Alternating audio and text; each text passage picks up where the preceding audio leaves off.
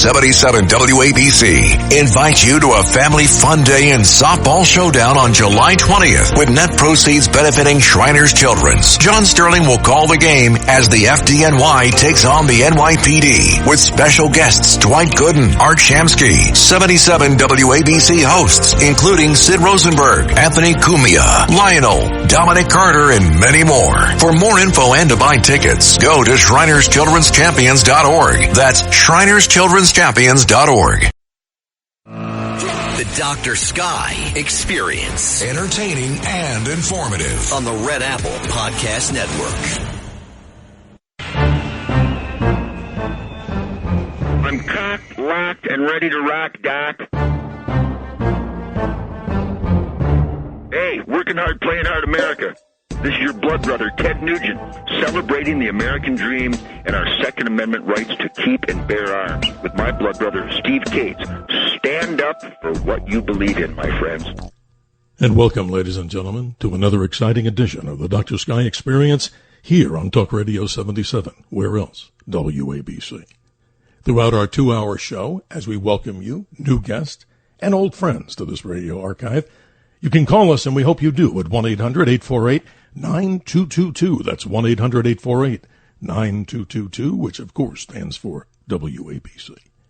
I'd be remiss if I didn't thank Tony, our navigator and helmsman, navigating this powerhouse signal of WABC to you, no matter where, in the nation, around the world, or who knows, maybe out in the cosmos, if there are listeners.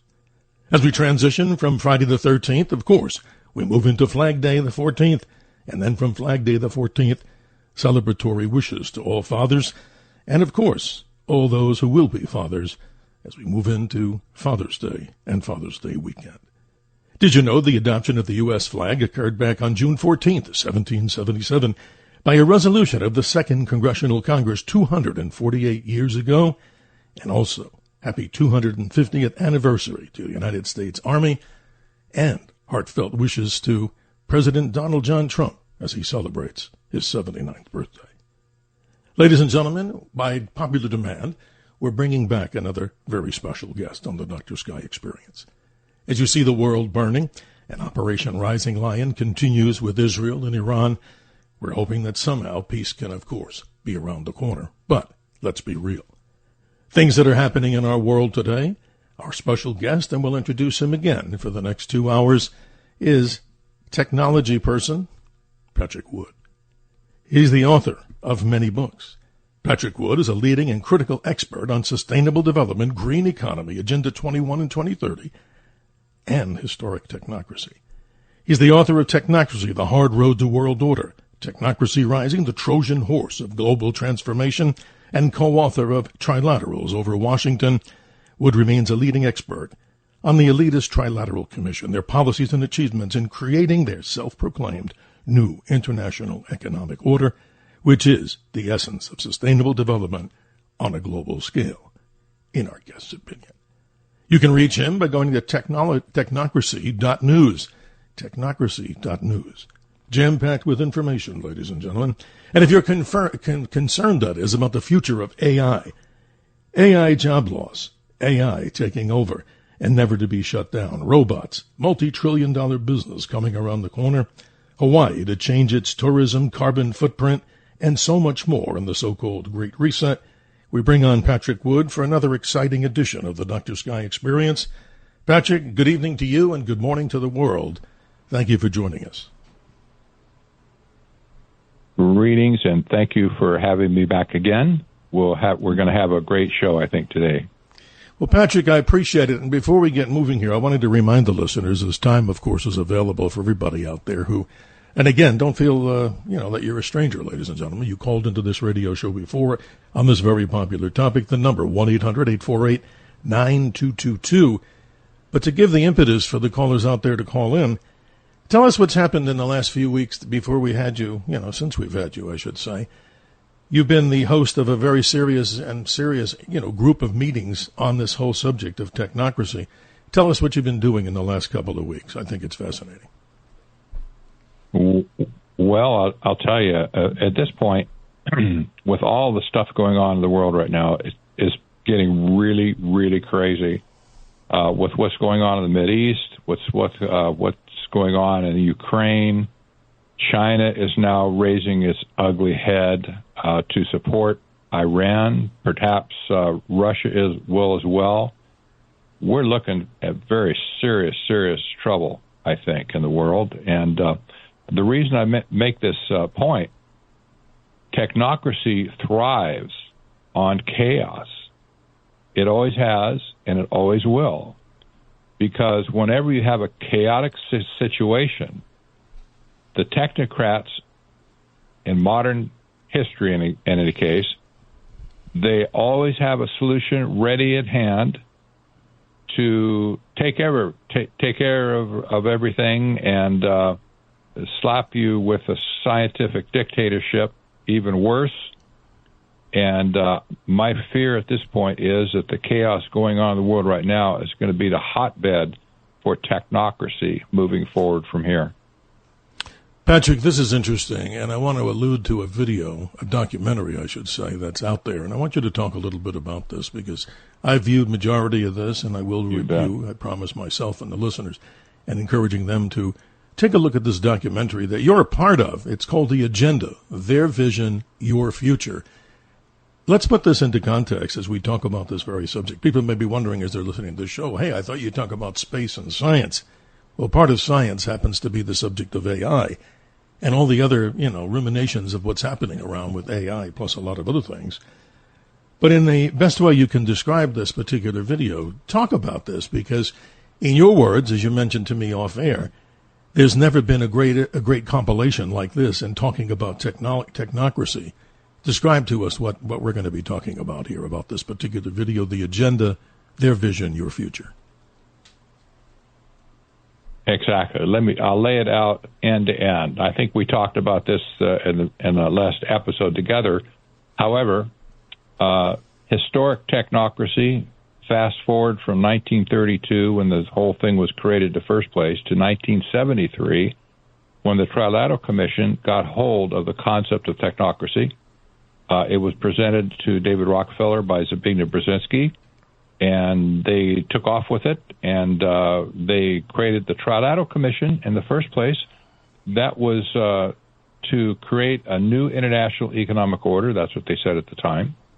Fast forward from there, we see the introduction of sustainable development, Agenda 21, in 1992 with the Earth Summit that took place in Rio de Janeiro.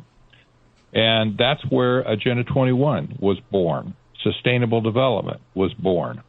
This was all about a resource-based economic system, basically modeling historic technocracy. So from that point forward, we fast forward to 2015 when the 2030 agenda was created. That was a follow-up of the Agenda 21. And at this point, we're living with the 17 Sustainable Development Goals being instituted all over the world today. And when you look at AI at this point, this has been the pinnacle of technocrat achievement at this point, and it's being used as a sledgehammer on society everywhere, not just in our country, but all over the world, to achieve technocratic control. Now, let me just say that when I say technocrat, we're talking about a person who is not elected, is not accountable to anybody, but he's making policy decisions for the rest of us. Well, nobody likes that. I mean, I don't think there's anybody within the vast audience of 77 WABC that thinks any of this stuff is good, unless they're part and parcel of the the source of this and developing this. But let me just jump into this a little bit, ladies and gentlemen. This is interesting. If you're not upset about what he's about to say, let me give you, as if I had a menu in front of me. Here's what's on the menu in what we're talking about a new documentary called The Agenda, Their Vision, Your Future. Digital ID, as we've heard about that. All the way down the line to technocracy. Control of the monetary system, surveillance, central banking, currency control, AI, land control, energy control, food control. Oh my gosh, it goes on. censorship, the digital prison, geofencing, zero trust. I mean, this stuff should alarm people in every aspect of life, because I think it's extremely dangerous. But describe more of what people can find out about this particular documentary. I mean, this to me is so fascinating. It kind of puts it all together where all this material has kind of been scattered. And they can learn more about you by technocracy.news. Exactly. When I said end-to-end explanation of technocracy, this is the first documentary in my memory, I don't think there's ever been one like this, that took the whole subject from top to bottom to explain what technocracy is and the dangers of technocracy. And when we talk about Agenda 21 as being part of technocracy, this was basically the same thing that they were trying to do in 1932 when technocracy was created at Columbia University in the first place. It was a horrible, horrible disaster, almost for the country in the 30s and 40s. Technocracy did not take root at that point. It was cast off by society. It's a good thing. History would be different if we didn't get rid of it back then. But we have a chance now to get rid of it. And will we do it? I don't know yet. There's some hope at the end of this. We might prevail to get these people off our back. But exactly. And shows like this, Patrick. Shows like this, we're obviously hoping that, people obviously want to pay attention to this. So let's go back in time. We had George Orwell, 1984. Yes. We all had to read it in school. Many of us didn't have any idea. Some of us threw the book in the garbage going, this is nonsense. It'll never happen. Aldous Huxley, Brave New World, 1931. He obviously, as you say, and you say it very well, outlined this whole concept of technocracy. And now today, it's just like like sand slipping through our fingers in many cases where people are just, how do I say this? Don't be slaves to such nonsense. And how do people, obviously through shows like this, you get educated. That's my goal and yours too.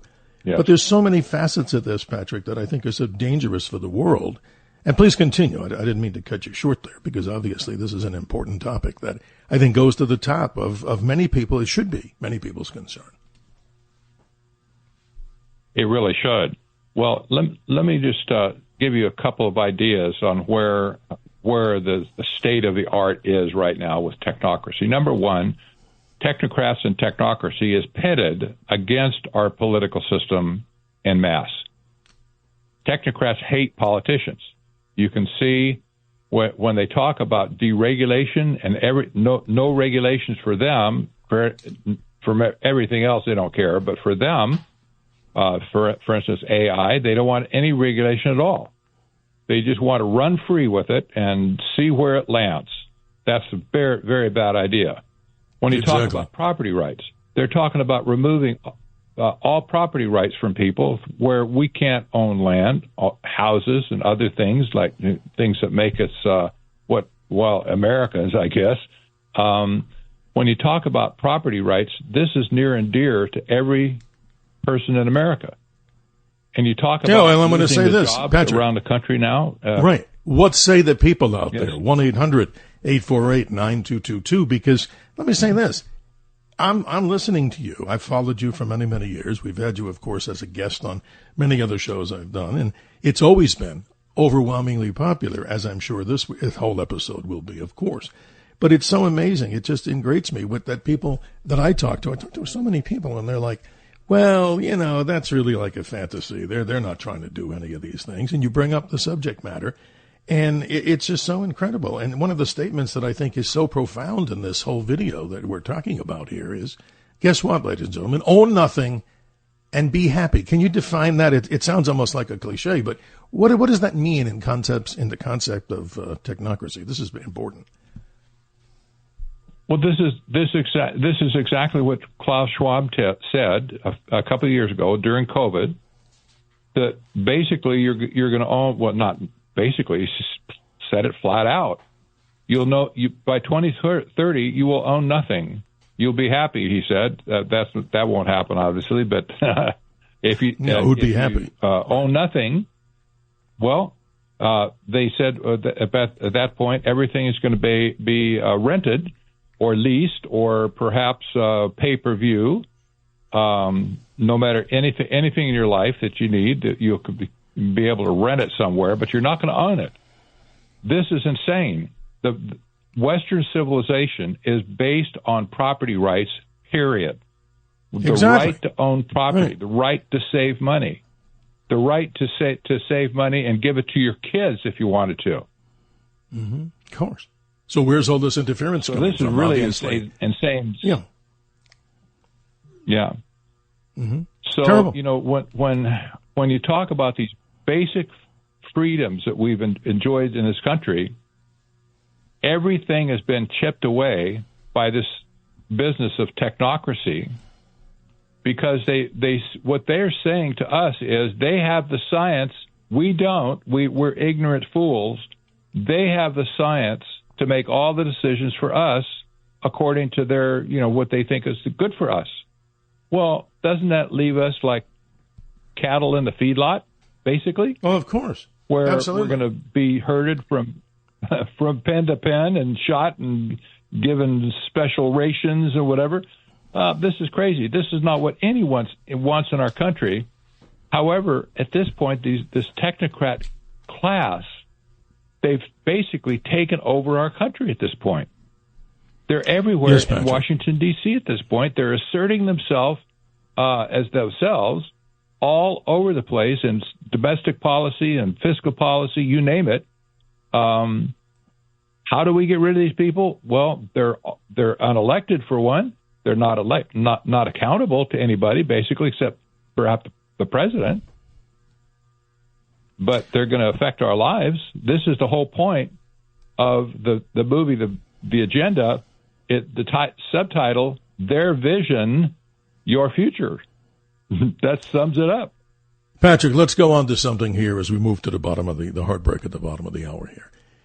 In the big, beautiful bill, which the thing I've analyzed it, I think I agree with a good part of what's in there, of course, but there's one area of concern, and I think loud and clear, I'm going to say it twice.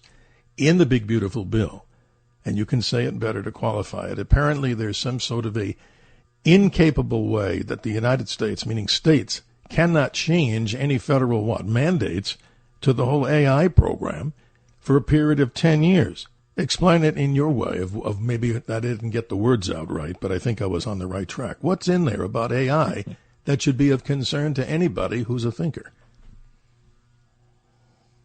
Well, somebody slipped in this clause into the House version at first, and who did it? I don't know, but probably somebody like David Sachs, the AI czar. He might have been the one that suggested this clause, but it's patently unconstitutional, for one thing, to limit the states to do anything.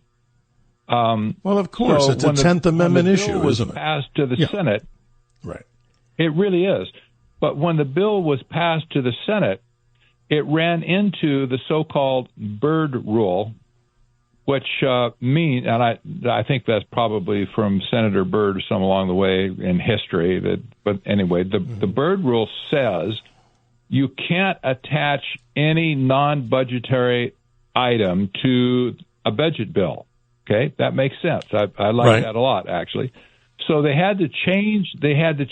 This clause at this point to make it read as a budget item, where if a state messes with their own regulations to do something with AI to protect the people in their state, for instance, well, the federal government now has the right to deny them, that state, to deny them funding from a special fund that President Trump has set up to make data centers and things like that, infrastructure, energy stuff, to run AI data centers. Mm-hmm. Yes. Well, those states that buck the trend, they're not going to get any of that money, period. So now they set it up as a budgetary item, but it still has the same effect, right? Yes. Mr. State, you messed with us, you're going to be punished by not getting any money from us to do AI financing in the first place. Yes. So it's still in the bill at this point. It's been reformed, if you will, according to the Bird Act or bird regulation, or I guess they call it a rule. I think not a regulation. But at this point, it looks like it's going to pass, and that will hamstring states going forward to make significant changes to AI, because honestly, the states need that money. It's their money in the first place. They should have it, but it's going to be withheld from them if they buck the trend. Well, I'm sure there'll be fights, as we just mentioned before. The 10th Amendment has so much, empowerment here on such a subject like this. But it's interesting because we have to really look at this monster or this great thing called AI, whichever the people out there think it is, but through programs like this, Patrick, trying to educate people so that they have, how do I say this, critical thinking with conversation here on Talk Radio 77 WABC with the Dr. Sky Experience in so many of these complicated subjects. Because, look, the world's on fire right now, obviously, the whole planet, all this disagreement. But I couldn't disagree at all with you talking about what's happening in this globalism concept. And I'm just amazed when I just talk and listen. I do better listening than talking with so many people about these subjects. They seem as if it's like, well, what are you talking about? That's not going to happen. Well, it sure as hell is happening, ladies and gentlemen. And obviously lighting up the phones. We'll be, back in just a moment or two here when we hit that hard break at the bottom of the hour. And if you, certainly want to chime in on this, we'd like to hear what you folks think about many of the subjects, but it's just fascinating here. 1-800-848-9222. That 922, of course, obviously stands for WABC. So, Patrick, tell us again, how can they get in touch with you? Because you write so prolifically here as far as so much. You're always on, in there creating new blog content, new articles and new content. Tell us how people can get in touch with you. You bet. Technocracy.news, not .com, but .news. That's my primary website where all information is available to you. They got books, they got videos, they got posting articles all the time.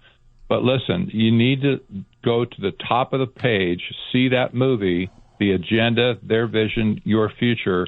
Click on the red dot there and listen to this video right now online. And if you want to go to YouTube also, I think there's going to be a link that shows up. You can go to YouTube directly. But nevertheless, you can look at the movie right in line on technocracy.news. And I'm going to disagree with you for the first time in many years. I'm going to tell the listeners, do not do that right now for the next hour and a half, correct? As we continue to talk here on the Dr. Sky Experience. But no, this is very interesting. And I'm just saying this to everybody out there. If you listen to this and watch this video, I'm amazed at what I see in there.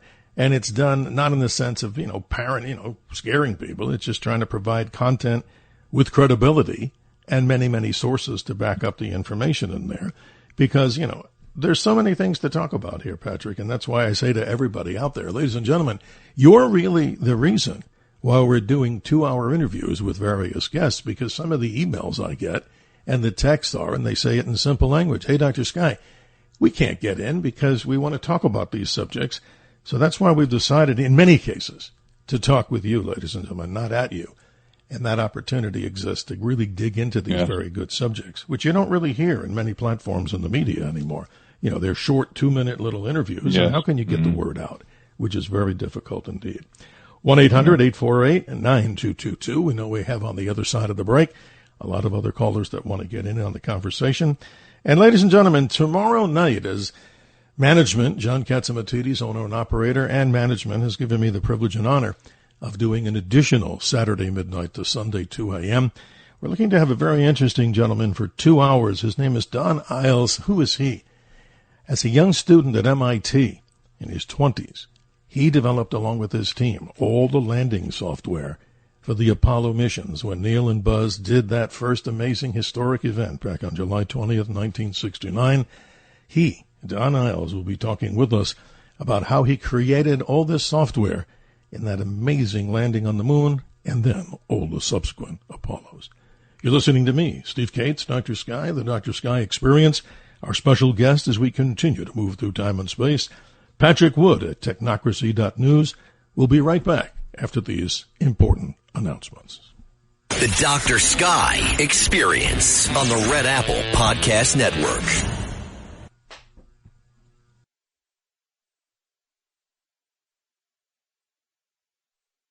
The Dr. Sky Experience. Entertaining and informative. On the Red Apple Podcast Network. Hey everybody, this is Kelly Hansen from Foreigner, and you are listening to the Dr. Sky Experience on 77 WABC.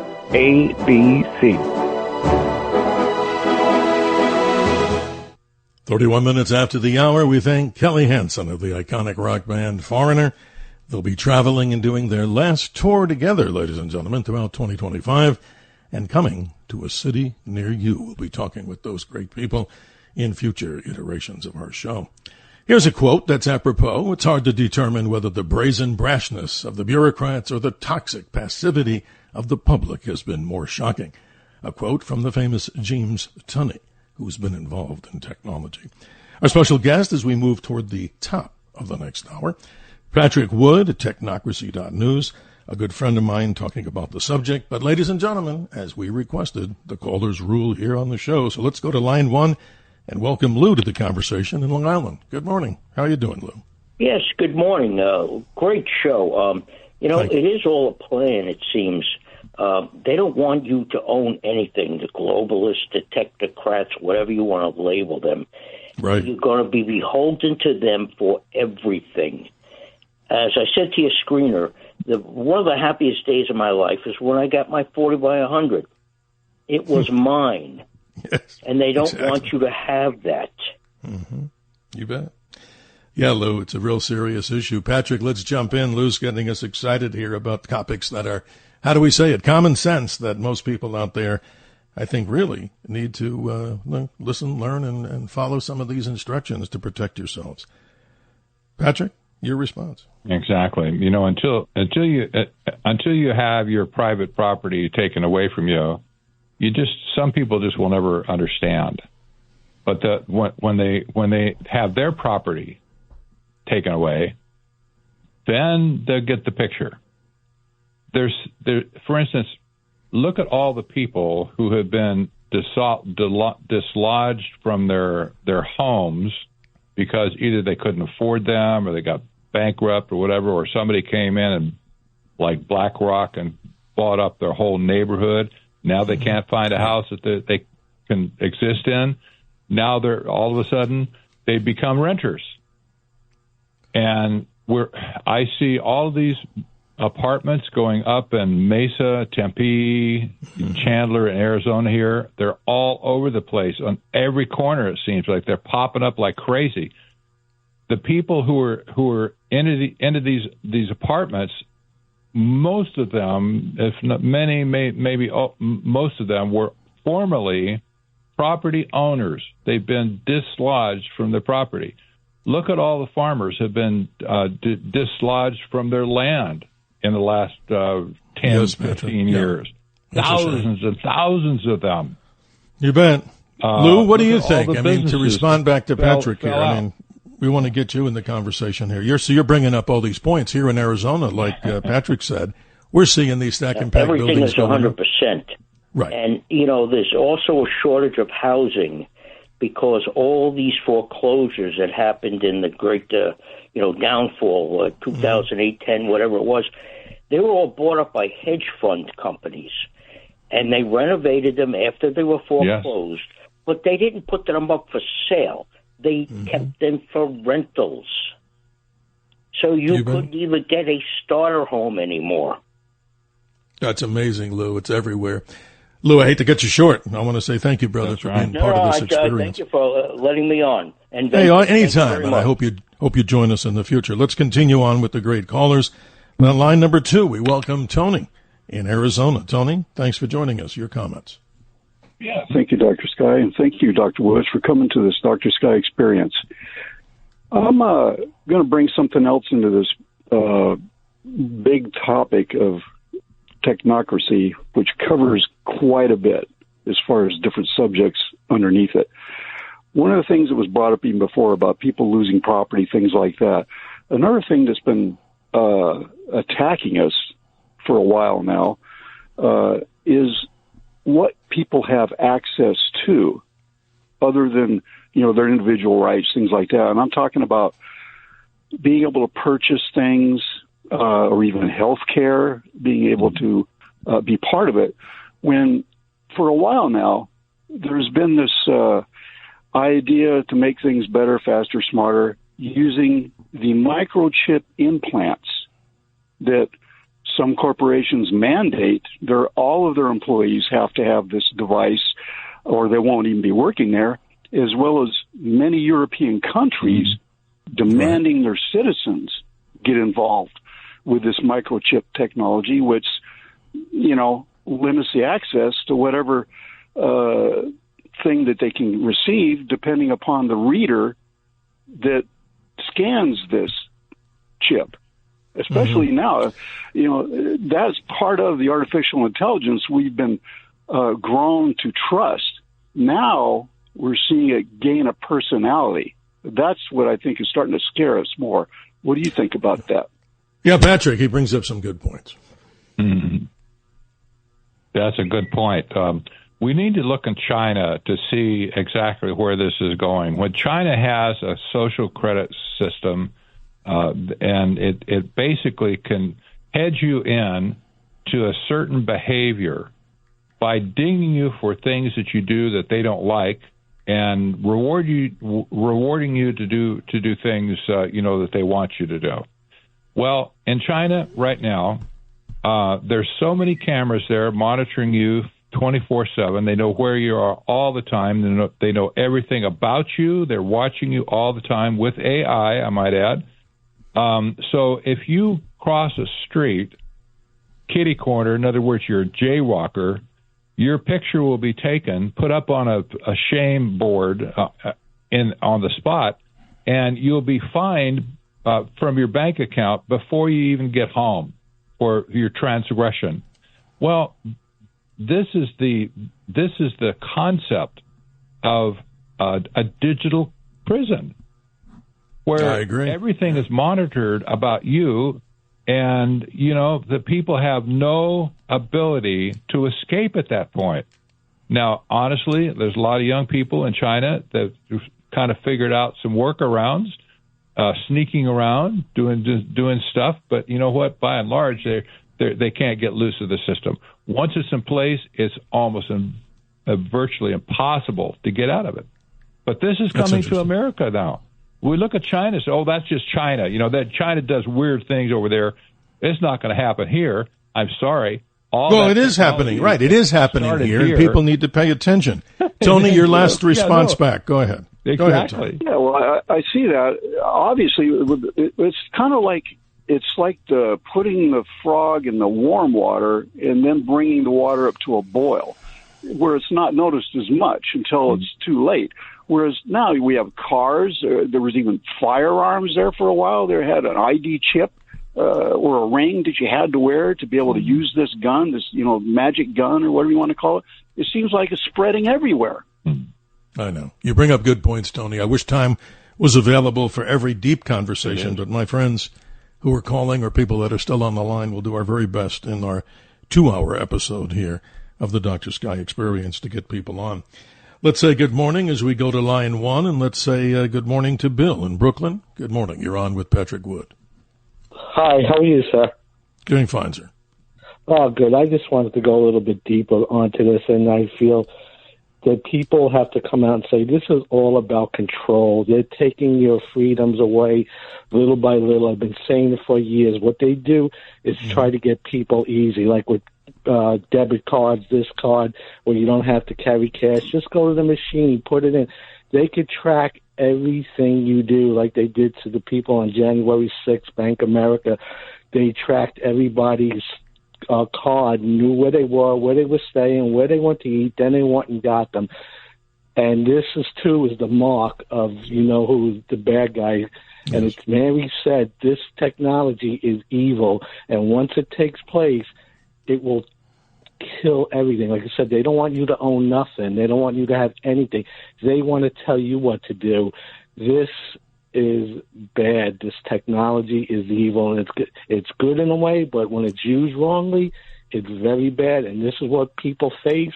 And like I said, they try to get people being lazy. Oh, use this card, use this. Oh, you don't have to do that. It's just about brainwashing and making people lazy. And then they got you. They can control you. Bill, before Patrick answers, I want to ask you a specific question. Sure. When did you start coming around to this revelation? I mean, it's always interesting to listen to what the callers have to say. When did you start picking up on this whole thing that you're talking about? I started picking up on this early when in my 20s and seeing people, with going with this digital thing and then using their cards. And I would say to people, they're making you lazy. They're making you depend on them, what they're showing you and telling you what to do. They're taking away your rights. Like, I don't drink, I don't do drugs, I don't smoke. But I said it starts with little things like that. It's all forms of brainwashing and it happens in Europe, and then it makes its way to America. It's like it's tested over there, then comes here, like the last few person was saying about China, how that's a big surveillance country. And that will come here. These people, like Blackwater, like what happened in California with the fire, they were there right away looking to buy up that property. Sure. And I still say to people, I think that was made to happen because that property, they can make a ton of money. And they were there right away looking to take people's land away. But it's all about making people lazy and being dependent on machines. So that's how I feel. Thank you. Bill, thank you so much. I appreciate your commentary. Okay, Patrick, we've got a couple of minutes before we go to the next break, but response that you have, of course, to Bill, who's very much in line and very aware of what's happening. He is, actually, and you can't add much to that, but we need to remember that all scientists, all engineers, all technicians are not technocrats, not necessarily. Mm-hmm. The difference is when a person who has like engineering features or whatever, that they have an issue with controlling of everything in their environment. That's when they go over the line. And there's many people who don't have the desire to control the world. Believe me, there's plenty of people out there. But the technocrats that we're talking about here, apparently they have a lust to control everything in the environment. And unfortunately, they're the ones that have amassed all these billions and billions and billions of dollars, like people like Elon Musk and Peter Thiel, et cetera. They can achieve their goals now without anybody else supporting them at this point. They have all the money they need, and apparently they're not elected, and they're unelected and unaccountable. So how do you get rid of them? Well, stay on the line, everybody. We're going to continue here with Patrick Wood as we go to our next break here, moving to the top of the hour number one. We'll do our very best, if not in this hour, to continue the conversation because the callers rule, and that's the way it should be. That's the reason we're doing the Dr. Sky experience, I should say, to give everybody that, who's interested out there to have a conversation. Because remember, folks, there's 4 types of conversation. There's dialogue, debate, discourse, and diatribe. We prefer dialogue where we have sensible, common sense conversations with you, the listeners of Talk Radio 77 WABC. We'll be right back. The Dr. Sky Experience on the Red Apple Podcast Network.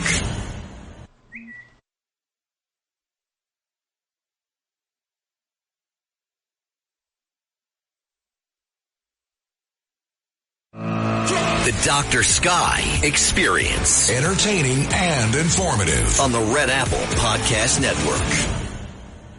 I'm cocked, locked, and ready to rock, Doc. Hey, working hard, playing hard America. This is your blood brother, Ted Nugent, celebrating the American dream and our Second Amendment rights to keep and bear arms. With my blood brother, Steve Cates. Stand up for what you believe in, my friends. Absolutely. Thank you, Ted. He says it so well. 48 minutes after the hour, let's go to the callers. Pamela in New Jersey, you've been patient. Good morning. You're on with Patrick Wood.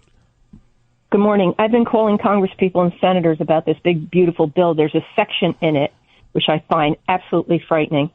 Yes. They said to build AI generative stations, which involves huge amount of energy, mobile nuclear units, and a grid. They can take over your land, which is called eminent domain.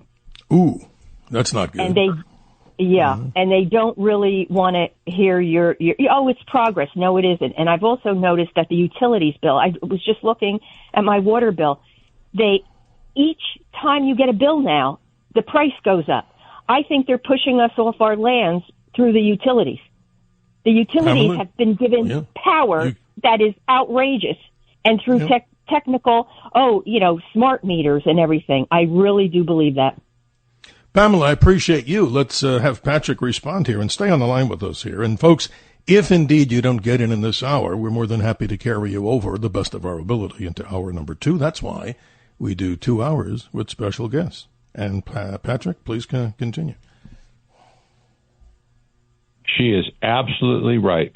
I can't add anything to what she's saying. This is a land grab, and the utilities are part of the lever to get people off their land in the first place. Yeah, it's sad. Pamela, you get the last word. Go ahead. I was in the post office today, and a man started yelling and screaming and swearing, and everybody kind of ducked, wondering if he was going postal, which he was.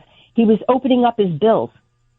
Oh, my God. And he was screaming and yelling. And I tell you, I can't say as I blame him, because every time we get a bill, we're all frightened in New Jersey to look at our next bill from PSE&G, because they upped it in January. They're going to up it again.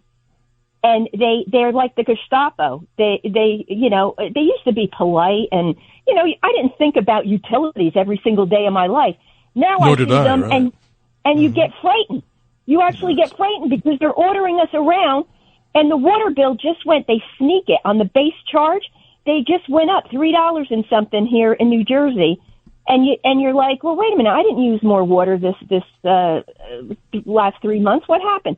The base charge goes up every single quarter now. Well, they call it, not to be funny, Pamela, it's voodoo economics. I mean, look what they're doing out there. Patrick would agree. You're 100% right. We here in Arizona experience the same thing. And not to, make your problems and the issues that you're bringing up less important, we have a big crisis called water. We spell it W-A-T-E-R, right, Patrick? And they're fighting over the Colorado River water. So I can only imagine what you're going through, Pamela, with everything about generation of energy. And then many are saying, how crazy. We're going to do this by sustainable energy like solar and wind power. And look at all the birds and animals that are harmed, as many people say, through wind power. It's just not a bill. Your bill will go up astronomically. No pun intended, right? That's a shame. It's horrible. They're putting the wind turbines back on Long Island because they made a deal with the pipeline. And listen, I know we need a certain amount of fossil fuels, or whatever they're calling it now, and I understand it, but these wind turbines are bad, and Van Drew got them taken out along the South Jersey on the coastline, but they're putting them back in on Long Island. They're putting them back in, and they're sustaining them. And every time I look, another piece of land has been taken, like that gentleman said. I just heard in Henderson, Nevada, they're building all of those units. The only ones getting rich off of those, they're not affordable housing, is the conglomerate buying them. It's a shame. Pamela, I wish we had more time. We're racing to the top of the hour, but I hope you're enjoying the show. Apparently it's coming through loud and clear, and I hope you'll be continuing to join us on the Dr. Sky Experience. Opening people's minds, right, Pamela? Thank you, and have a good weekend. We appreciate you. Patrick, boy, we really are going here strong with the callers. We've actually lit up the entire caller board in the first hour, which is, to me, a high honor, but more importantly, about you. So let's hear what you have to say about this. And don't forget, if we don't get to you in this hour, we will talk to Bill, who's navigating this starship now, to find out who's waiting, because we want you to get on the air. Patrick, your summarization of this hour and some of the things that I know we'll talk about in the next hour. Please. You bet. Let's talk about energy just for a minute, because the AI industry at this point, with all the data centers they're putting around the country, we have several in Arizona, as you know, but they're all over the country at this point, especially in the Northeast. There's a ton of them back there. They're eating up all of the available power at this point, and the electricity rates are going to skyrocket in the next few years as the AI data centers take power away from us it's going to be basically a power grab at that point. We're the ones that are going to pay for that power with increased rates. This is absolutely wrong. We've been You're right, Patrick. in Arizona. Yeah, it's crazy. Right. It is. And also, this mentioned the water as well. The water that these plants have to use is very significant. We don't have water to spare in Arizona, but these plants are using inordinate amounts of water and electricity, and they thumb their nose at us, at the people of this community, and they really don't care. I see the same thing happen in Abilene, Texas. The same thing happened in Memphis, Tennessee, and other examples I've seen around the country where these big data centers come in and just basically, shove the neighbors out of the way, use eminent domain if they had to, get extras at land for them to build their server farms. And people are really going to get sick of this in the end. This last caller, you're absolutely right. You're going to be Pamela says it very well, and I know you're still listening. Pay the utility bill. No, it's ridiculous. Exactly. And let's put it this way. I've read something, Patrick, in your information here, and correct me if I'm not getting this across clearly, that in a measured interval for one of these AI data centers, we're talking about 2 million homes could be powered by over time. But what I'm missing is, what's the interval? I don't think it's a day. It could be, over a year? I don't know that. What say you to answer that correctly? Well, that's an incremental amount. It doesn't say, when you say enough power to power 2 million homes, for instance, that means continuously powering them, like day by day. So but the thing is, you can turn your lights on your house and your bill stops, but the data centers they never shut down. There's no such thing as shutting down their computers because they have to keep them running. Because surveillance is eternal, right? It doesn't take a holiday, right? It has to continue on, in some corner of some server. That has to continue to put everything that Patrick Wood has on him, Steve, and everybody else like Pamela, Ray, Nick, Joan, and all the other good folks that are out there. So this is kind of an interesting subject, to say the least. Technocracy.news. What are some of the headlines? Because we're going to get into some of your articles in hour number 2. And as I promised, we'll get everybody that we can on the air as best as we can. What are some of the leading articles that are coming up on Technocracy.news right now? Just give us a little bit of a flavor, a little taste. Well, here's a great one. How about how technocracy thrives on global chaos? We see a lot of that going on, don't we, right now? Absolutely. Here's another one. Mark Zuckerberg is personally building a dream team to create artificial general intelligence and artificial superintelligence. He's doing it personally. He's interviewing all the people for his dream team. That's sweet, right? How about here's a headline. It begins. AI is taking thousands of jobs. Will it take yours? There you go. Right. Let me say this. I'm sure, Patrick. Amazon's testing humanoid robots. Yeah. So anyway, humanoid robots. That's crazy. Every day there's. Yeah. And let me just apologize to the audience. What I think we're getting here is the Apollo syndrome. And what do I mean by that? We're getting a bit of a lag here. It's no fault of the station, and it's probably no fault of anybody. It's out there in cyberspace. It's just that when we're talking, a lot of times there's a lag between the communication here. So it sounds like we're stepping on each other, and I apologize to the audience, if that seems to be coming through here. But, Patrick, you're doing fine, and God bless everybody who's maintaining this great signal out to the cosmos. We appreciate that. So much more. You were saying about, and just continue. There's a couple of other headlines that we missed out on. Tell us more. Well, Tony Blair, he said that Britain now should have AI doctors and nurses. This is coming to America as well. No, thank you. Do you want to have your doctor be an AI program that will tell you that'll tell you what you need to do for your whatever disease you have? I don't think so. Just absolutely crazy. How about Hawaii becomes the first state to charge tourists for their carbon footprint? More with Patrick Wood when we come back, ladies and gentlemen. Sorry to cut you short there, but much more to come here on the Dr. Sky Experience. We're on Talk Radio 77 WABC. The Dr. Sky Experience on the Red Apple Podcast Network. The Dr. Sky Experience. Entertaining and informative. On the Red Apple Podcast Network. Good evening and good morning. Welcome to hour number 2 of the Dr. Sky Experience. Always great guest. Normally our content centers around the subjects of astronomy, space, aviation, and weather. American exceptionalism and celebrity guests in the mix. For the second hour, we're privileged and honored to have Patrick Wood. He's the author and is a leading critical expert on sustainable development, green economy, Agenda 21 and 2030. That whole story continues under the guise of technocracy. His website is technocracy.news. And ladies and gentlemen, 1-800-848-9222. 1-800-848-9222, as we have almost a full board of callers here, which we promise we'll get to. Email me at DRSKY, Dr. Sky at WABCRadio.com.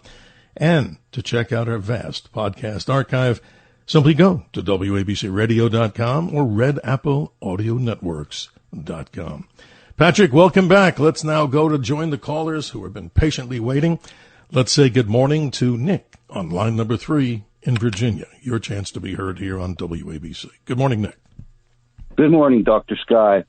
I think the mistake that America is making now and will be making in the near future with AI is a dependence on it. AI is just a reflection of the human mind, and AI cannot solve man's problems, such as one of the oldest of man's unsolved problems, and that is how to deal with our solid human waste. You know, we haven't really evolved from Roman sanitary systems. And you look at a country like Russia today that has nuclear weapons, but only 30% of people in Russia have a access to a flush commode. How right you are. Yeah. And it's just, we haven't really solved that simple problem. And where other countries have really come up with inventions that we don't approve here in America due to, I guess it's more of political reasons and preserving the treatment systems that we have here in this country right now. You know, all the municipal wastewater systems that we have. There's a lot of jobs there, and you've got people that maintain these systems and sell it to municipalities, and they think that's the only way that we can deal with our solid waste, and it isn't. We can, and I can give you a good example because I live here in the Washington, D.C. area, and all the municipalities along Potomac River depend on Potomac water for their drinking water and all the way down to D.C. And they say, I heard this when I moved here in this area in 1980, they say, if you're drinking municipal water in D.C., it's already been through 10 people. Wow, that's amazing. Nick, let's have that conversation with Patrick Wood, as we love conversation, and we call it dialogue. Patrick, wow, we get great callers here on this show who obviously know a lot and care about a lot. What do you say? I guess so, absolutely. You know, the business with water, this is really significant all across the West, especially, but what he's talking about is in the East, Northeast. But water has made, well, let me back up. Technocracy intentionally has made water scarce. Water is the most abundant molecule in the world at this point. I figured how much is 72%, whatever. Everything, the water and the universe is water. It's everything, everywhere, right? Well, there's never water doesn't dissipate. It just gets recycled. The Earth does it, and machines do it as well, and filters do it as well. But there's no shortage of water anywhere in the world at this point. But they're telling us, you have to be very careful not to use water. We're going to ration it and we do stuff with it, and you have to pay for it because so you get bottles of water and pay $2 a gallon for water when you get it out of a well or out of your tap. Right, It's create a crisis insane. where there is But no you're crisis. absolutely right. Now, Nick, you have the last word on this. If you're still with us, appreciate your time. Yes, I totally agree with that, and but we need to use creative. We need to use creativity to solve these problems, and I just don't see that happening in our towns and states right here, right now. Wow. Nick, I appreciate you, and hope welcome. you'll continue to be part of the Dr. Sky experience with great commentary and observations. Let's continue as we go down the caller line. Let's go to line number 1 and say good morning to Joan in New York City. Good morning, Joan. You're on with Patrick. Oh, hi. I was going to say something else, but the caller we just had was so interesting, and he reminded me of something that I heard many years ago about this toilet flushing problem and water, the shortage of water. You remember Dr. Helen Caldecott? She was an Australian physician. She was very active in anti-nuclear issues. She talked about President Reagan. She met with him. And she used to do a radio show on environmental issues. And she said something so interesting. She said, why are we flushing our toilets with fresh water? All that water, when you take a shower, a tremendous amount of water goes right down the drain and goes into the sewers, wherever it goes. Why don't we hook up all bathrooms, hook up the wastewater from your shower, and flush the toilet with that? Why are we using fresh water in the toilet? Great What question. a genius I've never idea heard an that answer. is. Yeah. Neither have I. Yeah. Patrick, any comment on that? Because, Joan, you just enlightened me on something. That's a way to save the water of the planet and use it again without using fresh. Yeah. I think that the mobile community already has discovered that trick of using gray water to fill the toilet. So I don't think it's a new thing, but it's a very creative one.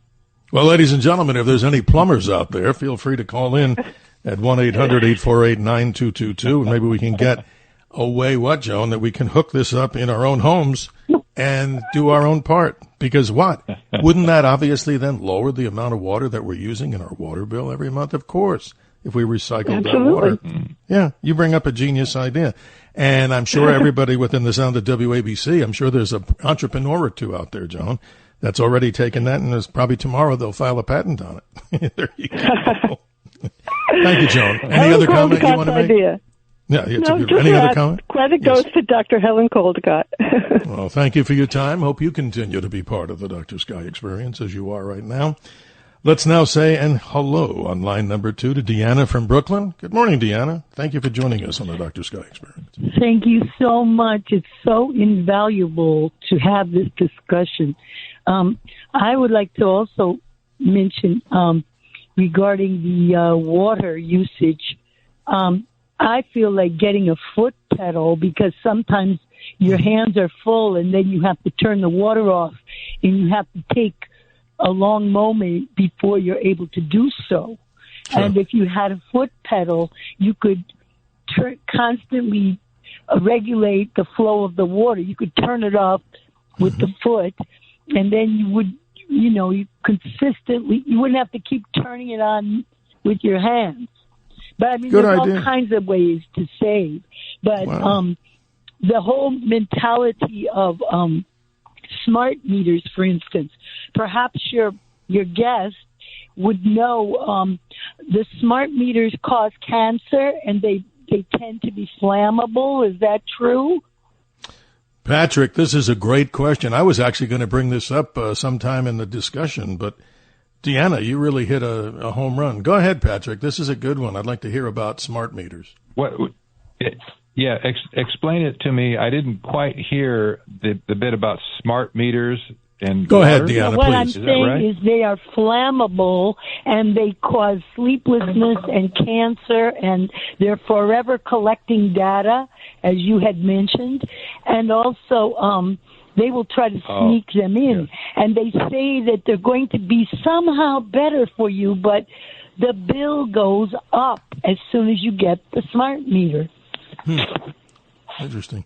Yes, exactly. That isn't that odd that they tell you we're going to save you money by giving you the smart meter, even if it's no charge, but then your bill goes up. How does that work?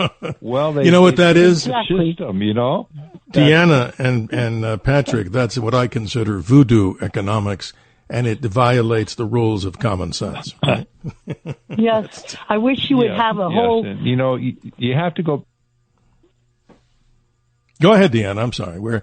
It sounds like have a town hall, have several town halls, and so people could really do deep dive and organize more. But there needs to be more of a community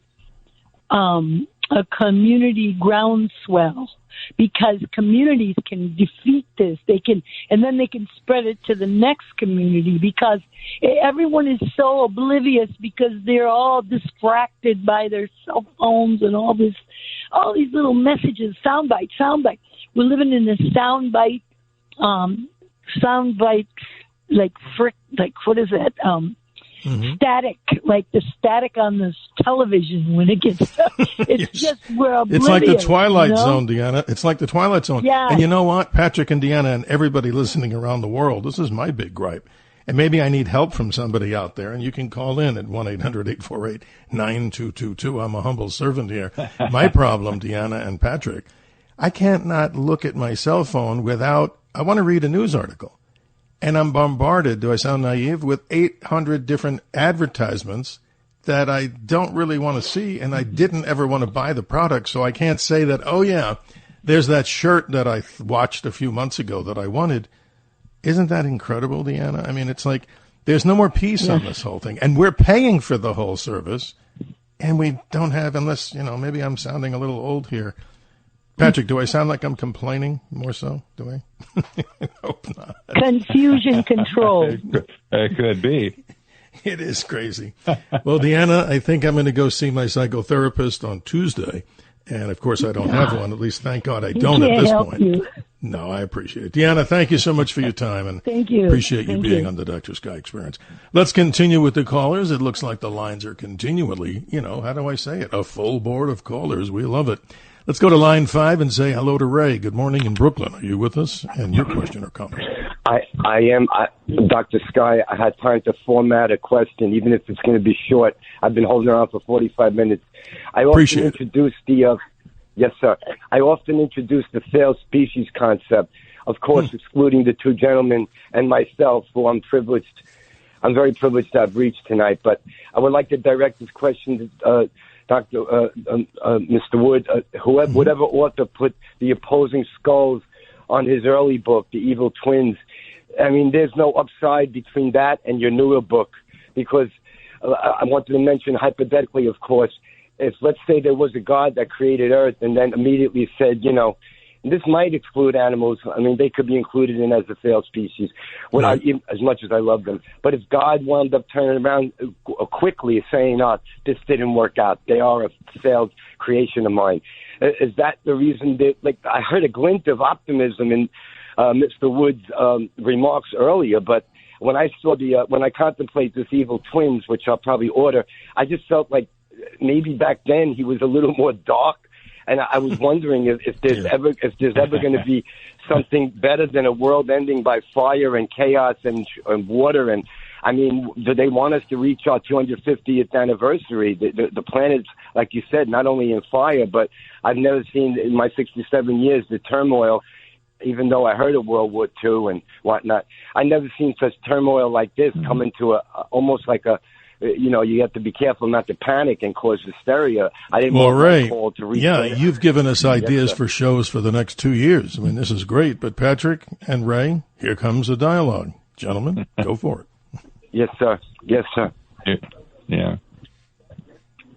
Let me give you a thought. This is going to be the year of... Okay, here's what I'm experiencing, Patrick. There's a lag on the other side, on your side, but let's see if we can do this. Ray, you've made some comments, and let me see if we can get Patrick just to chime in on this. There's like a little bit of a couple of second delay here, so we apologize to the audience. Go ahead, Patrick. Oh, okay, yeah, I get it. Let me tell you, this is going to be the year of the robots. In 2026 is going to be a flood of robots in society. We even walking around the street, people are going to have them in their home.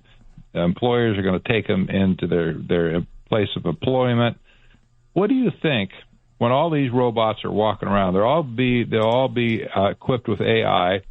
What do you think as jobs start to get lost, right, and people get displaced from their job because of robots? What do you think the Teamsters Union are going to do about that? What do you think? Do you think labor is finally going to stand up and say, heck no, you're not going to take our jobs? I think I could see a massive swell of resistance coming. The game is not over yet, for sure. No, it's terrible. Ray, you get the last word. Go ahead. Hope.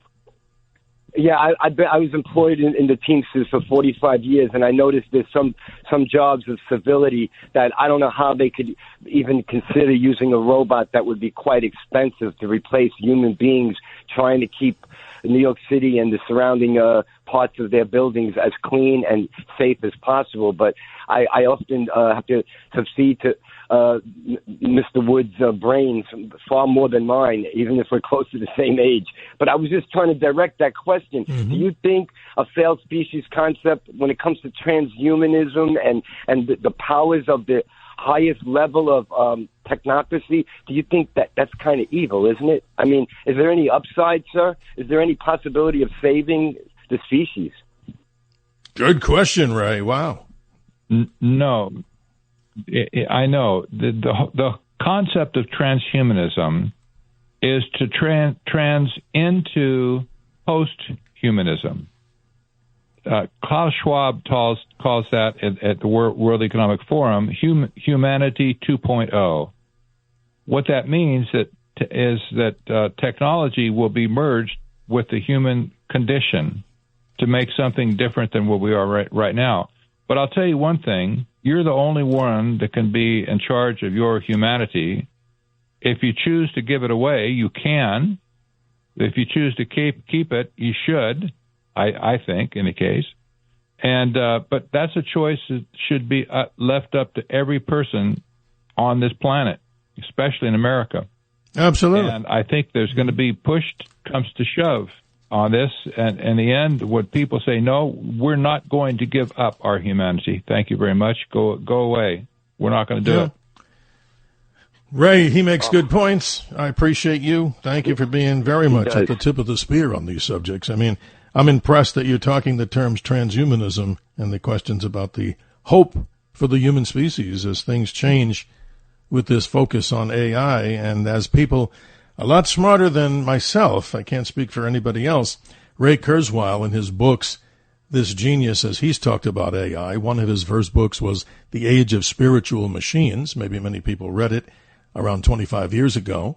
And then that this spirituality thing, that this entire junction between mankind and the robots and the AI world is coming closer, and that he used the term singularity, and his latest book is Singularity is Nearer, and it may already be here.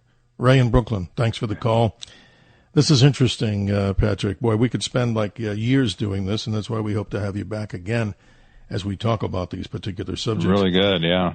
If you want to get in touch with Patrick, it's technocracy.news. That's a real interesting website. But this is fascinating. We have still callers on the line here, and I promise what we'll do after the hard break coming up here. We're going to be going then to Diane in New Jersey and Sherilyn from the beautiful nation of Canada in Ontario. I promise we'll get you on the air. But some of these topics are really spooky. You mentioned something about what Zuckerberg is looking to do, and that robots and these AIs will be what? Simply, no, I'm not naive, but taking so many jobs. What are we all going to be doing as people? Just sitting around? Or maybe somebody thinks that's good to take away the impetus of people like engineers and creativity. What, we're going to let the machines do it? Not me. What say you? Well, I'm glad that you won't be replaced, likely, although there are newscasters coming on the scene that are based on AI. I don't know. They write their own scripts, too, and then they do the announcing, so who knows. But this business of, robots and, taking jobs, this is really going to hit home, I think, in about 18 months to 12 months from now. It's already started. We see layoffs happening at big companies like Microsoft of all places. They just announced they're going to lay off 3% of their workforce system wide. That's a lot of people. Yeah, it's a heck of a lot of people. Companies like and companies like Salesforce. They said there's a hiring freeze for new programmers at this point because AI is taking the slack up with their existing programmers. This is going to be spreading to all industries, and what these people are thinking is, well, you can do arts and crafts, and you do games, and you do virtual reality or something at home. This is absolutely crazy. This is actually what they said, but they're proposing universal basic income for everybody who cannot get a job. And cynically, they call this new class that's being formed the unemployables, not the unemployed, but the unemployables. That's so sick. That means Patrick, these are people who will never be able to get a job again. So they're basically going to give them universal basic income, make them basically a slave of the state. They'll never get a job again. They'll run out of money at some point. They'll have nothing to give to their kids, and they'll draw down all their savings, 401ks, and all that kind of stuff, and they'll be left with nothing. Oh, thank you. That's exactly what Klaus Schwab says. By 2030, you'll own nothing. And you'll be happy. For a lot of people. Right, and you'll be happy. How ludicrous, because I'm not going to be happy, and I do own things. Not that I'm a person who has to own so many things, and, there's limits. I try to stay within my budget, and like a lot of people do. But, Patrick, we've only opened up the smallest of the can of worms here, and I know within our next half hour, promise to getting on the individuals who are patiently on hold. We certainly appreciate your time. And if you'd like to continue to call us as we move to the last of the half hours before we go to hour number 2's end, 1-800-848-9222, 1-800-848-9222. Put that in your smartphone as much as we're having a conversation about technology. But, Patrick, the things that really bother me, we got about a minute and a half before our hard break here, but I just want to kind of tease this for the audience because they may have concerns about it. Digital IDs, facial recognition, and the scariest one of all, I don't like the word scary, the one I think is nefarious and evil in so many words and so many ways, is the total control of the monetary system with digital currencies. And that, to me, really bothers me. Why am I not allowed to carry cash if I choose to?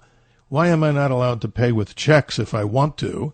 Why am I not allowed to do what I want to do and not have all this surveillance? Wow.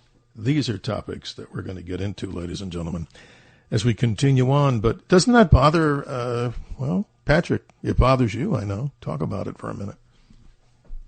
It bothers me to death because when this business of the digital ID is solved, it's not solved yet, but when it is solved to their specifications, it's going to be game over for us at that point.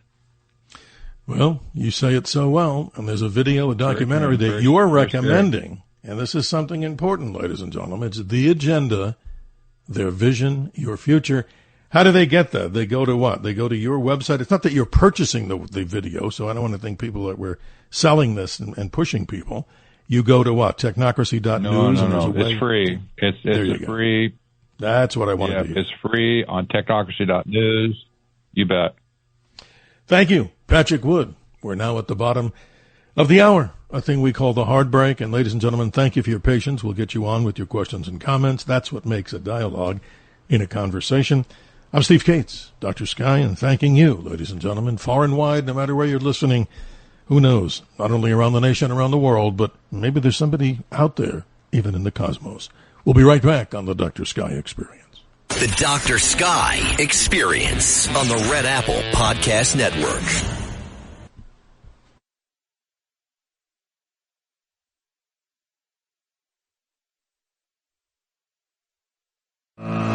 The Dr. Sky Experience. Entertaining and informative. On the Red Apple Podcast Network. Hi, I'm Don Isles. I worked on the software for the lunar module when it landed on the moon. You're listening to the Dr. Sky Experience.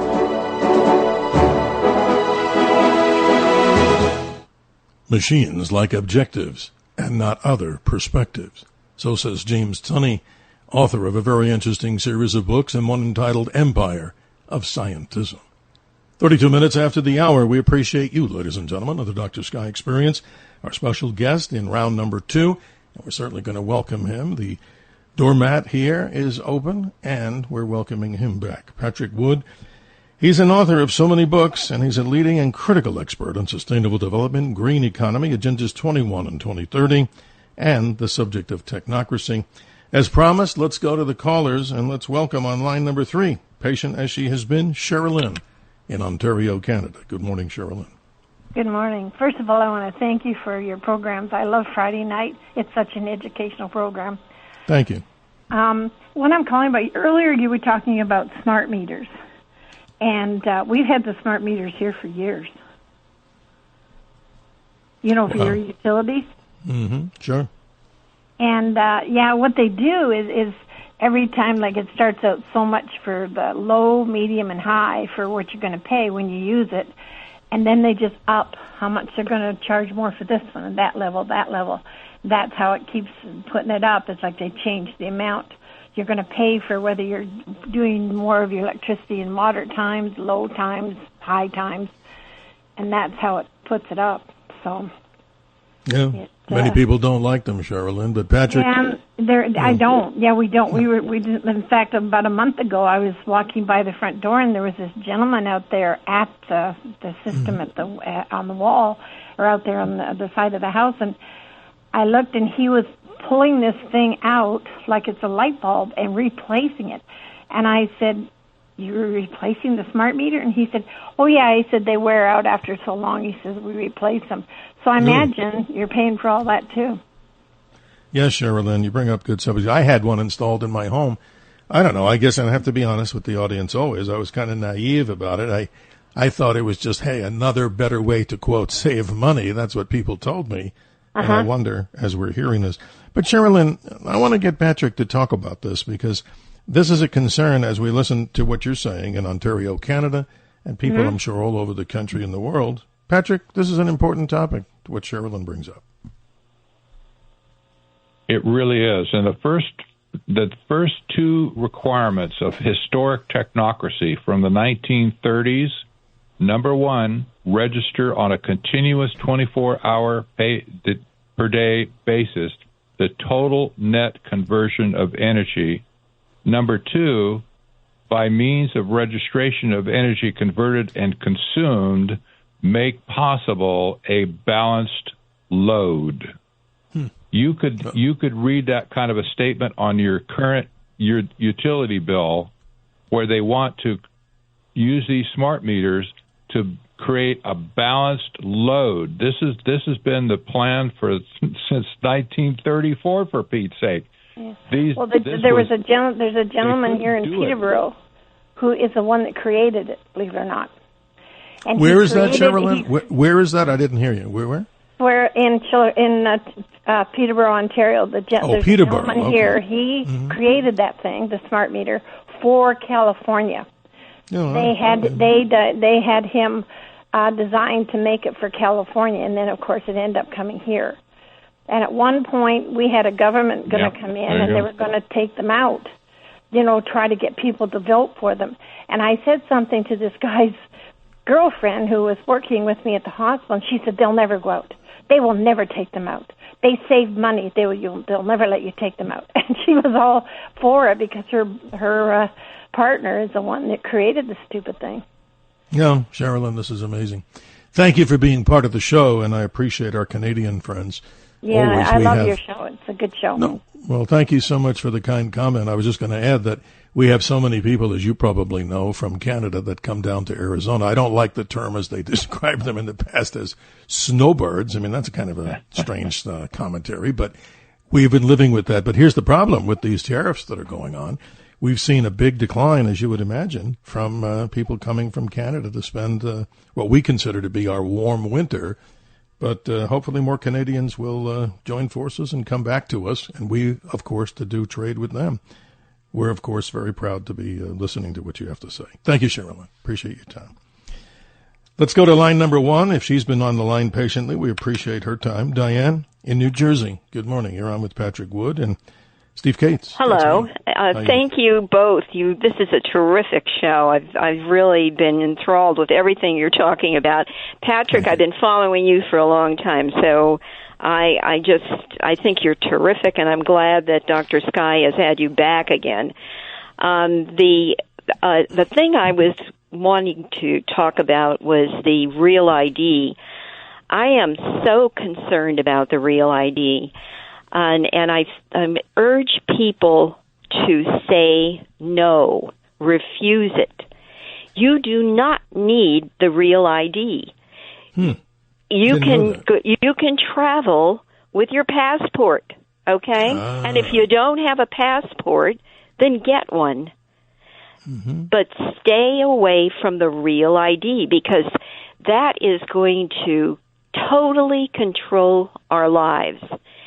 Everything we do, whether it's banking, our medical records, whether it's whatever you do on the Internet, your telephone conversations, they can follow you on anything. And it isn't just the government. It's the government. It's the internet. The Internet, it is hackers, okay?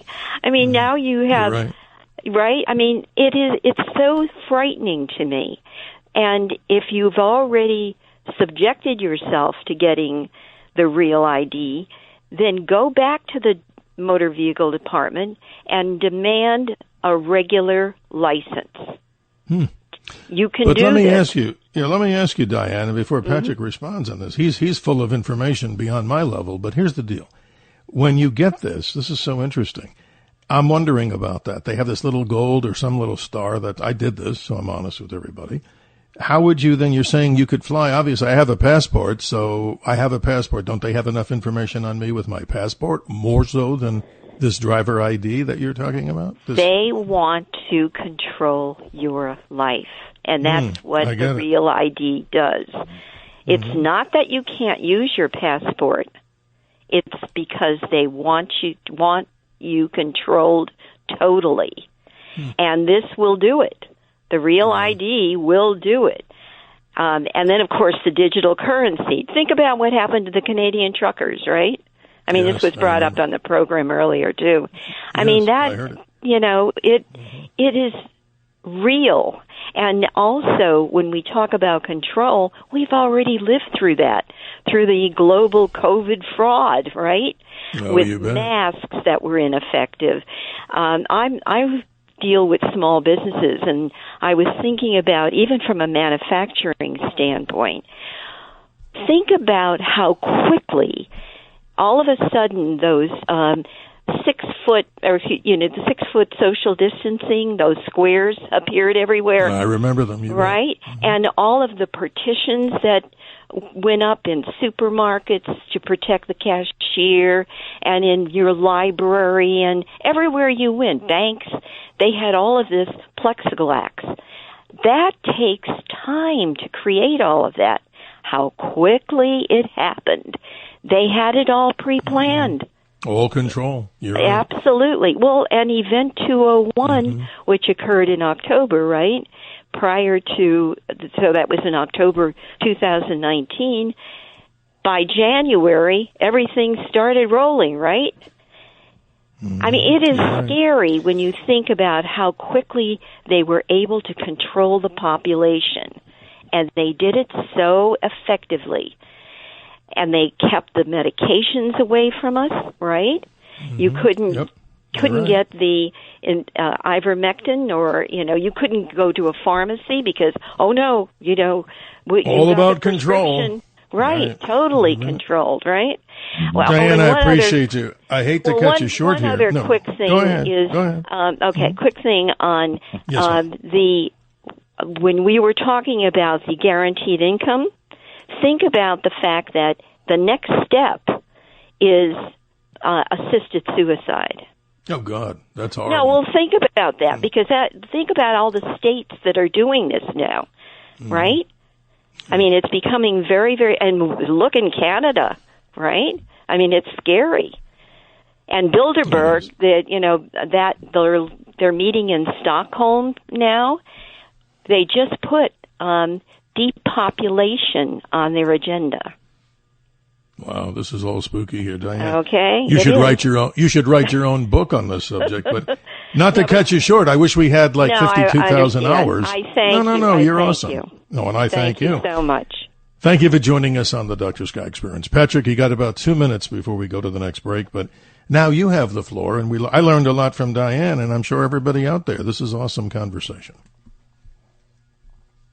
Yeah, I know she touched on so many points there. I don't know where to start, but this business of technocracy, this is going to be full front and center in the public mind within a few months, I think. This movie on my website at technocracy.news already in 8 days has had over 500,000 views. And Tell me that so. people don't understand what's going on. Rightfully so, Patrick. People are catching on. And I'm going to be honest, as always, with the audience. I got through half of it, and I'm going to certainly do my diligence to do and watch the whole thing, because that gives me a good reason to want to have you back as time goes on, because obviously it's not every day we get someone who's lighting up every one of the phone lines, and we certainly appreciate all the people out there. Still time, ladies and gentlemen, if you do have a comment, staying on the topic, of course.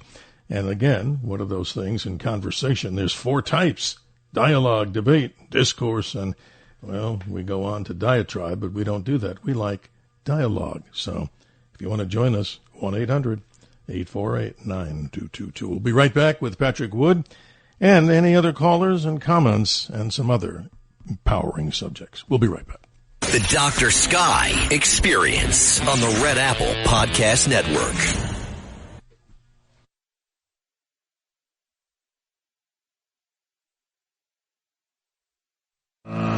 The Dr. Sky Experience. Entertaining and informative on the Red Apple Podcast Network. Recently, Hugh Downs was asked why he enjoys listening to the Dr. Sky Show. I think the reason is simply that with the amount of time he has 2 things going. One is the knowledge to know science, and the second thing is the ability to get it across to people who might not quite understand it, and you get it across correctly. That's quite admirable. Well, thank you to the late Hugh Downs, a good friend of mine, as he spent his latter years here in the great state of Arizona. 48 minutes after the hour, ladies and gentlemen, we continue with the callers with our special guest, Patrick Wood, on Technocracy. Bob in Long Island, you've been patient. You're on the air. Oh, thank you, fellas. Just a quick thought on this. The attempt to curtail people having firearms, I think, dovetails into a lot of this control. More importantly, I don't know if people remember, but in March of 2022, Biden had signed off for the U.S. Treasury to investigate central bank digital currency. And that then again was attested by the New York Fed in July. So that's all going to be run by blockchain, which controls everything, as anybody knows.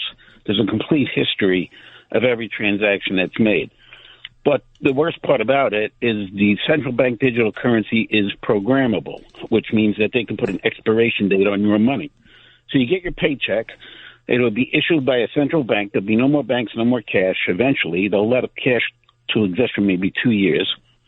But that money is going to be expirable, which is demonically it's ingenious because you must spend the money, which will keep the economy going, but it gives them control of your money. You won't be able to save money. You won't be able to. And And think about how everything has been going. You can notice this with software. Everything has been going to lease agreements. This is the best way to monetize every piece of revenue stream by having you lease everything and not own it. Right, you'll be happy that you'll own nothing. Right, this is what we were saying before. You'll be happy. Who the hell's going to be happy? Not me. Not you. Not everybody out there, I'm sure. Bob, you bring up some good points. Did you want to ask one more or bring up another one? Hugo DeGaris was back in 2010. He was an AI and robotics instructor, and he retired in 2010.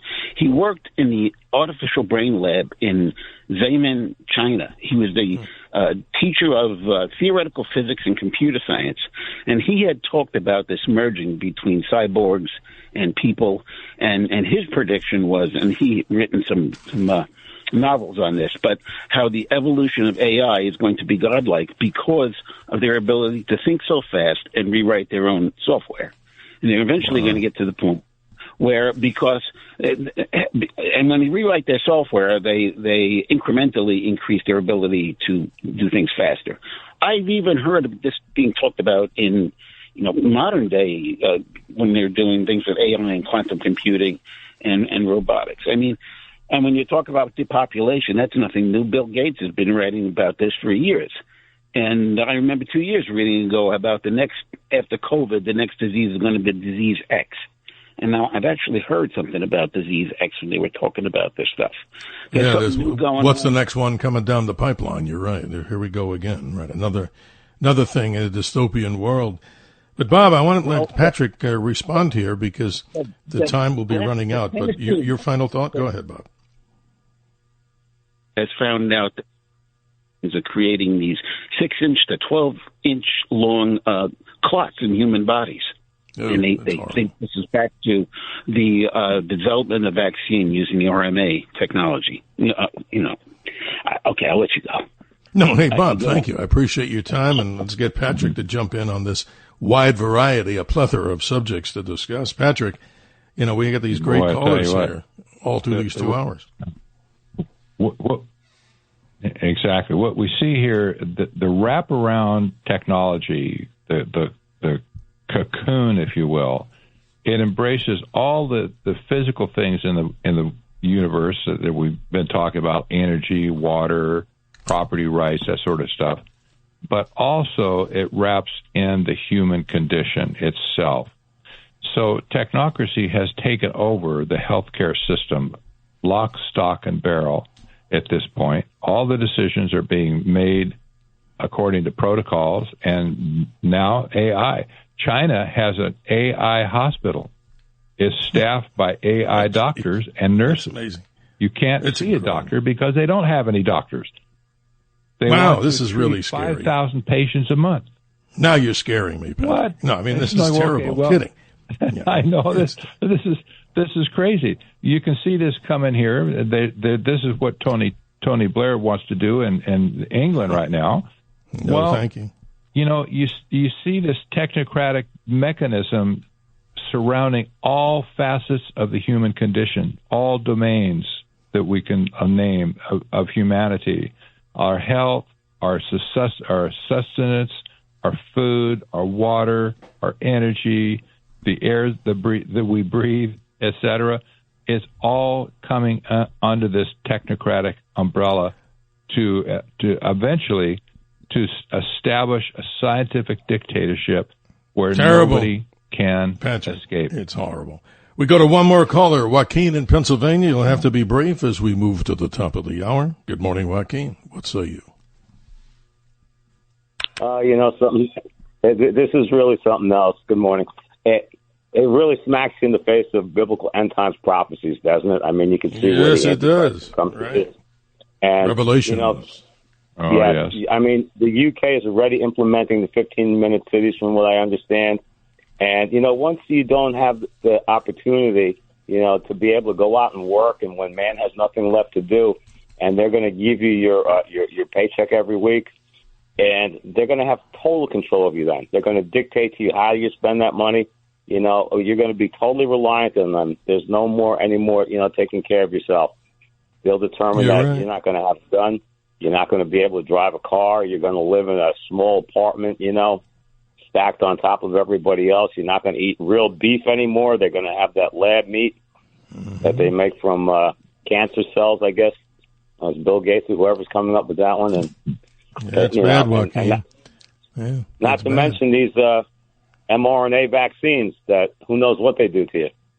Well, you're right, and I always sum it up this way. A smarter person than myself, I did a lot of law enforcement things in my life and firearm training, and one of the big tenets there, which doesn't always relate to firearms, is just about human nature.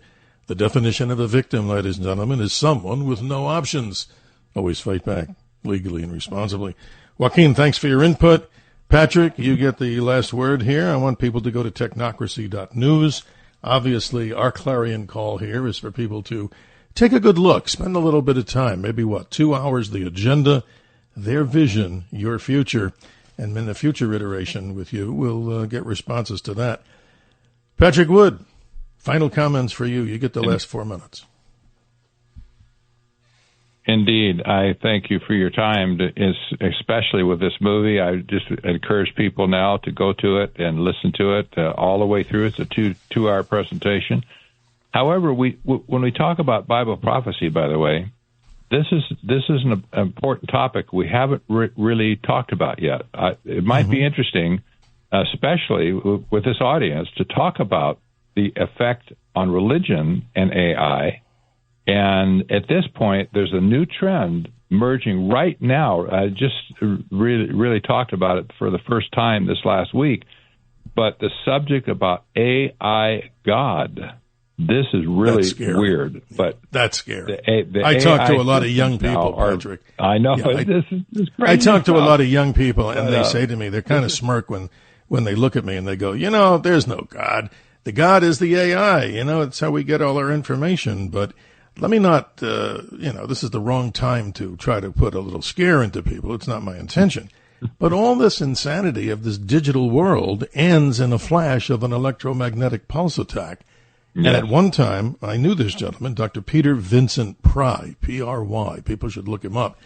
I read every one of his white papers, Patrick, maybe you did too, on the effects from countries, communist China, North Korea, Iran, and others, Russia, that would simply detonate a high-altitude nuclear device up about 80 miles above the Earth, above our country, let's say, or other countries. And all this stuff just goes back to sand. And so, all this digital stuff is what? Just a bunch of sand from crystallization. So, wow, that sounds depressing, but we're putting too much emphasis and people are not paying attention unless they're listening to this particular show. Patrick, your last comment. You bet. I want to encourage people just to go to my website, get in the stream of things. You can buy a book there. You can get videos, many videos that I've made, interviews over the last 15 years even, and there's no substitute for having a book in your hand because it can't be censored. If you have That's right. Nobody's going to change it on you, right? No you don't censorship. know what's going to happen with electronic media at this point. No censorship. That's right. So Patrick Wood, get it when he can.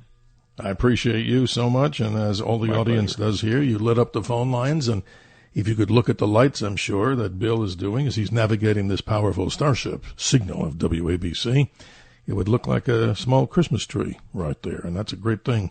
Patrick Wood, thank you. Let's all stay together, ladies and gentlemen. A little less than 24 hours or so, we will be doing another iteration, our weekend program, midnight Saturdays, Eastern Daylight Time to 2 a.m. Sunday.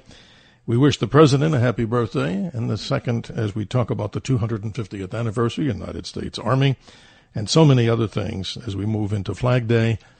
What a beautiful celebration from Flag Day, June 14th, 1777, a resolution by the Second Continental Congress. Tomorrow, ladies and gentlemen, we're expecting to have another great guest, Don Iles. What did he do? A young man, 20-some years at MIT, who developed the landing software for the Apollo missions. That the first one, Neil and Buzz, went to the moon. A fascinating story with you on the Dr. Sky Experience. Thank you, Bill, for navigating the show. And ladies and gentlemen, clear skies, health, and happiness. We'll see you soon. Thanks for listening to the Dr. Sky Experience. You can hear the Dr. Sky Experience Saturday mornings, midnight to 2 a.m. If you like the podcast, share it with your friends and listen anytime at WABCRadio.com and download the WABC Radio app. Hit that subscribe button on all major podcast platforms. Plus, follow WABC on social on Instagram, TikTok, Facebook, and X. See you next time for a new episode so you never have to wonder, what the heck is going on here?